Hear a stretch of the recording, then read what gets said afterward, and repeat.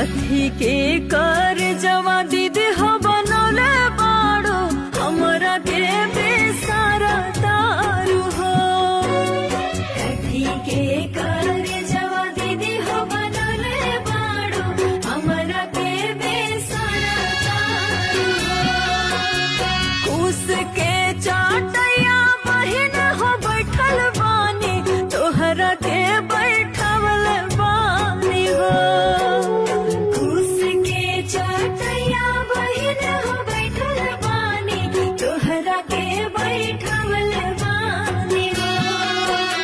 पाथर के कर जवा बहिन हो